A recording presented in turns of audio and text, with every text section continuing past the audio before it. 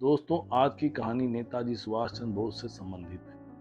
तो बात उन दिनों की है जब सुभाष चंद्र बोस, जो कि नेताजी के नाम से पूरी दुनिया में प्रसिद्ध है, जी को परिवार वालों ने भारतीय प्रशासनिक सेवा की तैयारी के लिए इंग्लैंड के कैम्ब्रिज विश्वविद्यालय भेज दिया और नेताजी ने सिविल सर्विसेज में चौथा स्थान प्राप्त किया। उस समय भारत में बढ़ती राजनीतिक गतिविधियों के कारण उन्होंने सिविल सर्विस से त्यागपत्र दे दिया। बोस के द्वारा आईसीएस का पद ठुकराए जाने के कारण उनके पिताजी बहुत दुखी हुए और दुख के कारण बीमार रहने लगे। जब उनके बड़े भाई शरद चंद्र ने उनकी ये हालत देखी तो उन्होंने सुभाष को पत्र लिखा। उसमें सूचित किया, पिताजी तुम्हारे फैसले से बहुत दुखी हैं। आवेश में आकर तुमने यह फैसला करने से पहले पिताजी से सलाह क्यों नहीं? पत्र पढ़कर सुभाष चंद्र बोस को बहुत दुख हुआ। वह असमंजस में पड़ गए।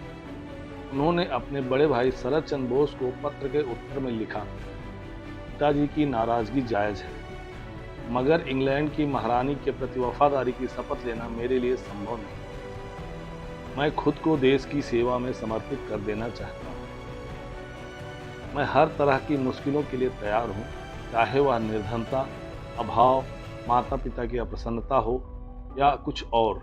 मैं सब कुछ सहने के लिए तैयार हूँ, किंतु इंग्लैंड के राजा के प्रति वफादारी नहीं कर सकता। इसके जवाब में शरद चंद्र बोस ने नेताजी को पत्र लिखा।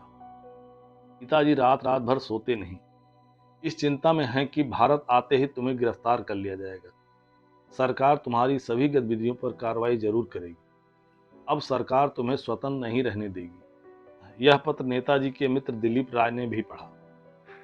वह सुभाष चंद्र बोस से बोले, मित्र, तुम अब भी चाहो तो अपना त्याग पत्र वापस ले सकते हो। यह सुनकर नेताजी गुस्से में आ गए और बोले, मैंने ये निर्णय बहुत सोच समझ कर लिया है। तुम ऐसा सोच भी कैसे सकते हो?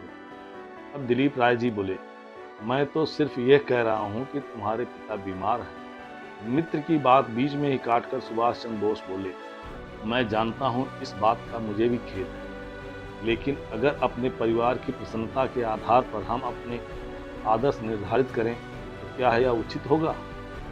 यह बात सुनकर दिलीप राय दंग रहे। उनके मुंह से अनायास ही निकल गया, सुभाष, तुम धन्य हो और धन्य है वह माता पिता जिन्होंने तुम जैसे पुत्र को जन्म दिया, जो देश के लिए अपना सर्वस्व न्यौछावर करने को तैयार है। मित्रों, उम्मीद करता हूँ नेताजी के बारे में ये छोटी सी कहानी आपको जरूर पसंद आएगी। यदि हाँ तो अपने विचार कमेंट बॉक्स में जरूर लिखें। इस चैनल को सब्सक्राइब करें, लाइक करें और अपने दोस्तों के साथ शेयर जरूर करें। धन्यवाद।